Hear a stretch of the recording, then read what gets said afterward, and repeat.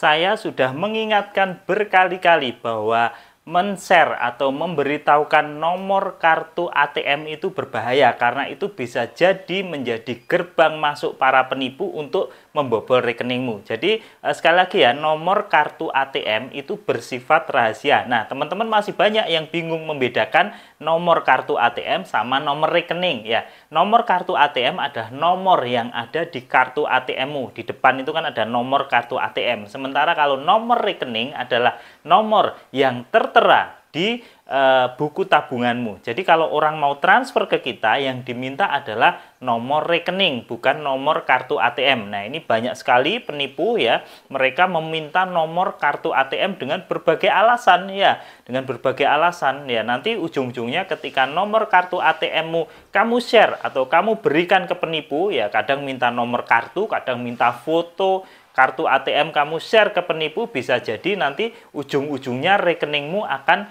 diambil alih oleh penipu. Berbekal nomor kartu ATM tadi nanti ditambah dengan data-data kredensial termasuk kode OTP. Nah, ini hati-hati ya. Nah, tapi permasalahannya adalah ketika kita belanja ya di supermarket atau di pom bensin atau di SPBU gitu ya, biasanya ketika kita belanja itu kasirnya itu meminta nomor kartu ATM kita dicatat. Biasanya setelah kita gesek gitu kan dicatat tuh nomor kartu kita dicatat. Nah, itu apakah mereka bisa membobol rekening kita? Lah, kekhawatiran atau pertanyaannya kan seperti itu. Nah, kita akan membuat sebuah analogi yang sederhana ya. Jadi dalam masuk sebuah sistem itu minimal itu diperlukan username sama password. Nah, contoh sederhana, ketika kita masuk atau menginstal WhatsApp gitu ya, contoh paling sederhana, maka yang dibutuhkan adalah nomor telepon kita. Ya, kita harus tahu nomor telepon kita. Ya, nomor telepon yang akan kita tautkan di WhatsApp itu.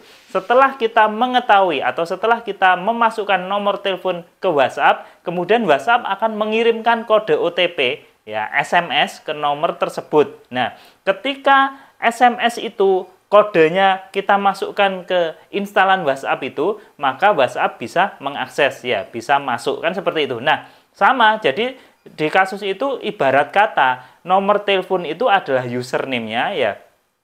Kode OTP yang masuk ke SMS kita itu adalah password-nya. Nah, sama kalau kita misalnya kita mengambil uang di mesin ATM. Kita ambil uang di mesin ATM. Nah, ketika kita memasukkan kartu kita ya, maka sistem akan membaca chip atau magnetik di kartu ATM kita. Nah, itu adalah username-nya. Passwordnya apa? Passwordnya adalah PIN yang kita masukkan. PIN yang kita masukkan di mesin ATM itu. Jadi username-nya dapat, passwordnya juga dapat. Sama ketika kita ngomongin M-Banking, data-data kredensial kita termasuk nomor ATM kita, kemudian itu diketahui oleh penipu, maka akan ada kode OTP biasanya. Kode OTP yang masuk ke handphone kita. Nah, apabila kode OTP itu diketahui penipu, maka penipu bisa masuk ke M-Banking kita, bisa mentransaksikan rekening kita. Kan seperti itu. Jadi di kasus yang tadi ini, yang terakhir yang kita bahas itu tentang bagaimana jika saat kasirnya ini mencatat nomor ATM kita, atau saat kita belanja di SPBU, mereka mencatat nomor rekening kita, nomor kartu ATM kita, kan gitu kan ya, itu pertanyaannya. Jadi sebenarnya memang mereka itu memang perlu mencatat, karena apa? Karena seringkali itu ada selisih, ya ada selisih transaksi antara mesin kasirnya itu yang diinputkan di kasirnya itu dengan mesin EDC-nya yang digesek itu. Kadang-kadang itu ada selisih gitu loh. Nah, untuk mencocokkan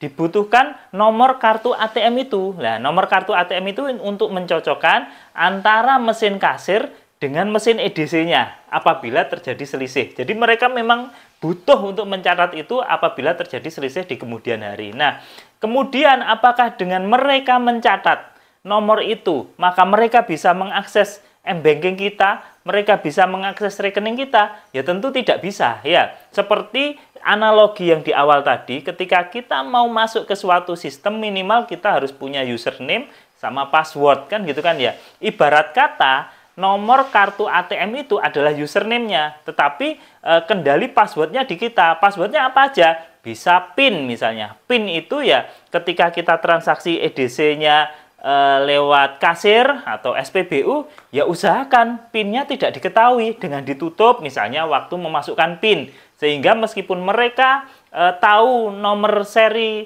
ATM kita atau bahkan mereka memasang alat perekam atau skimming di mesin EDC mereka sehingga bisa mengcopy magnetik ATM kita, mereka tetap tidak bisa mengakses karena PIN-nya kita tutupi ya. Jadi username-nya mereka dapat tapi PIN-nya mereka tidak dapat, kan seperti itu.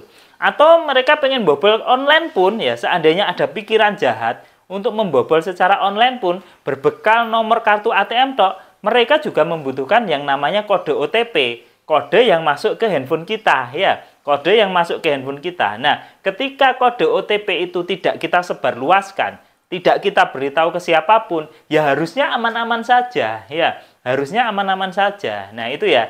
Jadi ya, teman-teman hati-hati ya, hati-hati selalu. Nomor kartu ATM itu bersifat rahasia ya. Nomor kartu ya, ingat ya, bukan nomor rekening. Kalau nomor rekening kasih orang ya nggak apa-apa, karena orang kalau mau transfer ke kita kan butuhnya nomor rekening. Nah, kalau nomor rekening tidak kamu kasih ke orang, ya gimana orang mau transfer ke kita kan gitu. Tapi nomor kartu ATM usahakan itu bersifat rahasia. Meskipun begitu, ketika nomor kartu diketahui oleh orang lain, tidak serta-merta mereka bisa masuk ke rekening kita, masuk ke m-banking kita, karena tetap aja dibutuhkan salah satunya kode OTP, kode yang masuk ke handphone kita. Apabila kita jaga kerahasiaannya, kita tidak kasih tahu ke orang-orang, ya harusnya aman-aman saja kan gitu kan ya. Nah, udah mulai jelas ya, udah mulai jelas sampai sini. Jadi banyak pertanyaan seperti ini, banyak sekali pertanyaan seperti ini.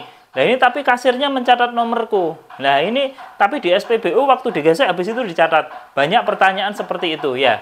Memang harusnya bersifat rahasia, tetapi kalaupun itu diketahui asalkan PIN-mu aman ya, dan OTP yang masuk ke handphonemu aman ya, harusnya sih masih aman ya, harusnya masih aman ya. Jadi itu ya teman-teman ya.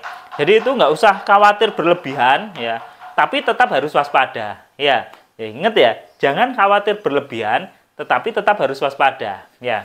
Oke, mudah-mudahan ini bermanfaat ya. Jadi intinya nomor ATM itu bersifat rahasia. Jadi kalau ada kamu transaksi online, kemudian ada orang yang minta nomor ATM-mu, udah abaikan. Kemungkinan besar itu penipuan. Karena kalau orang mau transfer ke kita, ya yang dibutuhkan adalah nomor rekening, nomor yang tercatat nih, tercatat di buku rekening, bukan nomor ATM, bukan nomor yang tercatat di kartu ATM. Harus bisa bedain ya, mana nomor rekening, mana nomor kartu ATM. Oke ya, mungkin itu aja ya, mungkin itu aja share hari ini ya. Mudah-mudahan bermanfaat, nggak bikin bingung lagi ya. Jadi tetap waspada, tapi nggak paranoid ya. Itu yang perlu kita lakukan ya. Kita harus tetap waspada, tetapi tidak paranoid. Kita harus tetap waspada, tetapi tetap bergerak, tidak terlalu takut karena kita dibekali ilmu ya. Mungkin itu aja dari saya. Sampai ketemu di video-video selanjutnya. Assalamualaikum warahmatullahi wabarakatuh.